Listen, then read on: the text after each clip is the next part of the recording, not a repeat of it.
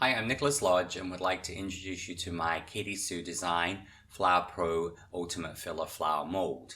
So I'm going to start off by first of all just preparing my wires. I have here some quarter length 28 gauge wires, and so I've just cut the 14-inch length of wire in half and in half again. And then I'm going to take 4 or 5 wires at a time, and just like I've done in some of the other segments, I'm just going to make a small hook on the end.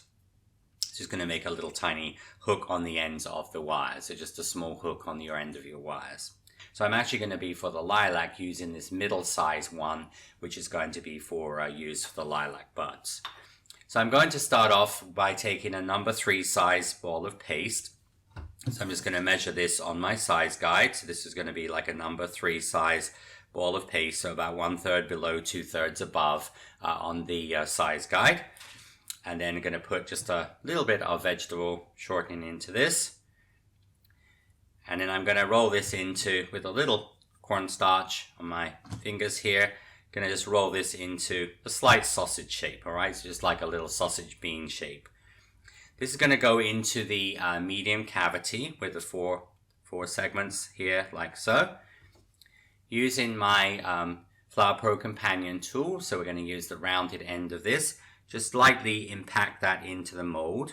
This just helps to make sure it stays in the mold. You don't have to press it too hard. Taking then my hooked wire, I will put a little bit of egg white onto this. So I'm just going to use a brush and just brush a little bit of egg white onto the hooked wire. And then I'm going to take my wire, and with my hooked wire, I'm going to put my hooked wire into the middle here. And then I'm going to flex my mold, and I'm going to turn it around. I'm going to flex my mold. So you usually do this about 3 or 4 times. So you see what's happening is the paste is now being pushed around the wire. So you can see actually it's sort of, actually from the side here, you can see how it's pressed around the wire. I'm going to take this out of the mold, like this. And then what we're going to do is now going to stretch this down. So you see how you get this 4-petal flower. So in the case of, like, for example, the hydrangea, I just wasted the bottom down just a little bit. But on the case of the lilac, we want to stretch this down to make this about 12 millimeters long, because a lilac bud is a longer, skinnier, almost like tubular, with this top piece on the top of it. So this wants to be about 12 millimeters in length, and that will give you the shape of the, and just sort of close that up a little bit there, like that. So this will give you the buds. And so your buds, you can make these in, obviously, as I said, like different colors. So you could do a sort of a darker lavender, you could do pink, you could do white. And this is how you would make the lilac buds.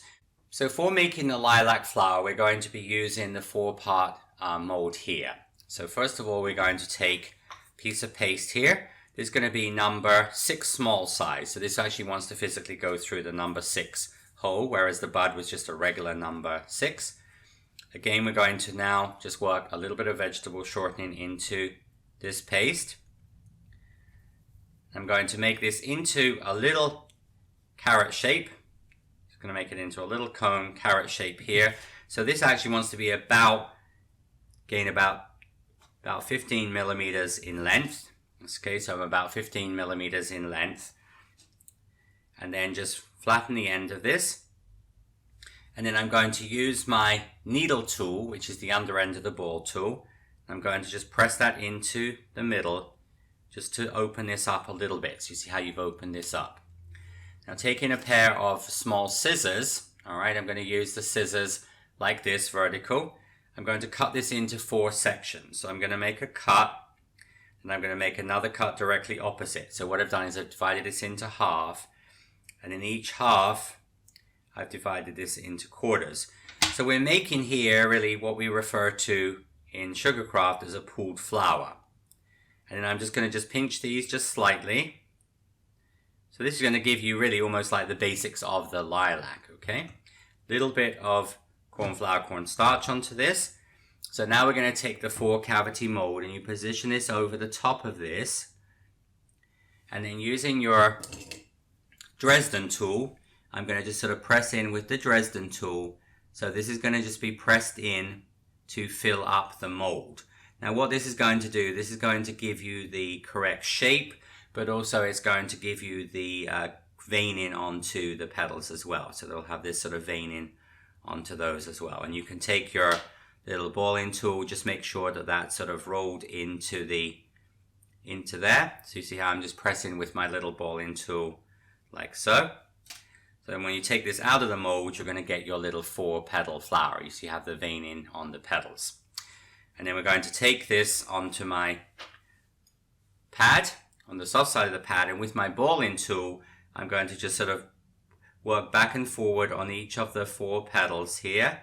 So what it's going to do, this is going to just cup the petals like this, 3, 4, like so. So this is how you're going to create the shape of the little blossom. You're going to go back in with your needle tool, just into the middle here. And then we'll take your 28 gauge hooked wire. So this is your wire that's obviously already hooked. I'm going to put again a little bit of egg white onto this. So a little bit of egg white goes onto the hook. And this is going to be threaded down through the middle of the flower. Use a little cornstarch on your fingers here, corn flour on your fingers, till the hook just disappears. And then you can just waste this down. All right, and you're just going to just trim this at the back here. So just going to just trim off some of this excess paste. It's easier with a mold like this to have a bigger piece of paste to be able to sort of manipulate and pull this out of the mold. So just going to work this down the back, all right? And then we're going to take your stamens. So these are actually pointed, yellow pointed stamens. And this is typically what I use for the bouvardia as well, so and the jasmine. So you can use this little pointed stamen. And you're going to take you're going to cut this fairly short, and then this is going to just sort of sit into the middle of the lilac. Give that a nice shape. And this will be your little lilac flower. And then these will need to dry, so you're going to let these dry. You can see here we have the lilac, and we're going to let these dry for about 90 minutes to 2 hours, and then they will be ready for the next step, which is going to be assembly and coloring. Now when we assemble the lilac, we're going to start off generally with one of the buds. I'm going to use, this is a 1/4 width green floral tape. She's going to slide the floral tape up to the bottom. And then we're going to come down just a little ways. And then we're going to now just take the buds, and pretty much right at the bottom of the bud, you're just going to bend that out at an angle. So think of almost a little bit like a Christmas tree. You're creating like the branches here. Now this is the same way you would put together the hyacinth. So when you watch the hyacinth segment, it's pretty much the same concept here, in that you're going to put the flower buds together. So just hold the buds, just going to just take the buds, going to add these in. So you can, of course, I'm just going to show you a smaller cluster. On this larger cluster here, you can see you could just continue however many buds you have. So you just come down with the buds. But you can make this as long or as small or short as you want to, depending on how you're going to use it. Then you're going to take the flowers. So normally what I do initially is I would put in a few flowers, maybe, 2, 3, 4, 5 flowers would go in just by bending directly at the bottom and just assembling those in like this. And you're just going to just tape around. And you see then you're going to just put in like another one. So think of this as a three-dimensional grouping.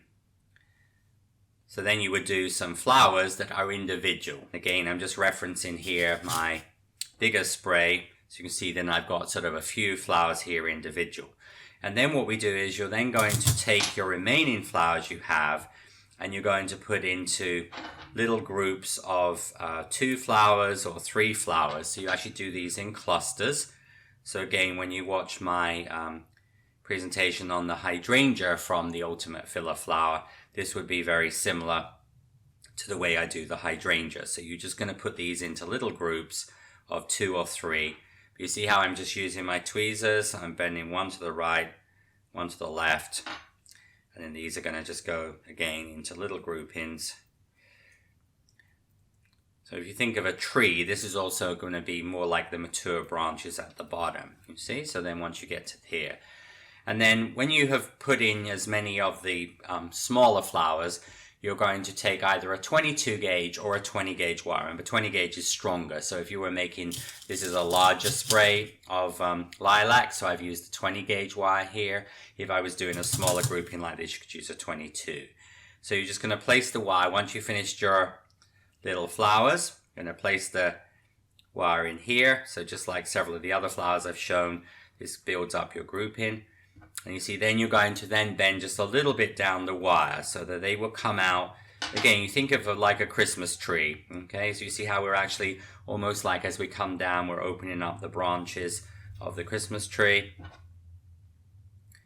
You can just put these in little groupings like this, and this will make your little grouping of lilac. Now usually once you finish the flowers, you come down a short distance with a green tape, with quarter width tape. Again, the reason why I'm using quarter width tape here is so we don't get a lot of bulk. And then I'm going to finish this off with some half width brown tape, because the actual stem part, the main branch of the lilac, is actually brown, and then the end part is green. So we use this technique on several flowers that I make. So you're just going to just tape down with some brown here. And then when we color this, we'll be actually putting a little bit of brown here to integrate between the green and the brown. So that is the sort of basically assembly of the lilac. And you see obviously a larger head of lilac here. Gives you an idea about how that would look with more flowers and buds. So next step we're going to move on to is going to be the coloring. So for the coloring, I'm going to make a sort of a lilac lavender sort of color.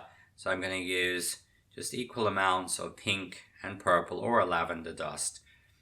But a lot of times for like lavender color, I would often mix pink and purple together. And then this is very, very similar to the hyacinth. And when you are doing this, you can actually take your, with your pair of pliers or your pair of tweezers, you can just move the flowers out of the way as needed. You can use your tweezers for that also. And what we're going to do here is, first of all, you're going to sort of brush over the top half, the top about 2/3 of the way down with the lilac color. So you see what I'm doing is I'm leaving the bottom third the original natural color, okay? You know, and if you make it a little bit dark, you can just add a little bit more pink to this. Now, so you do this on all the buds, and then on the flowers, we would then do the same on the flowers. So I'm just dusting the flower, and I'm just brushing from the outside to the inside.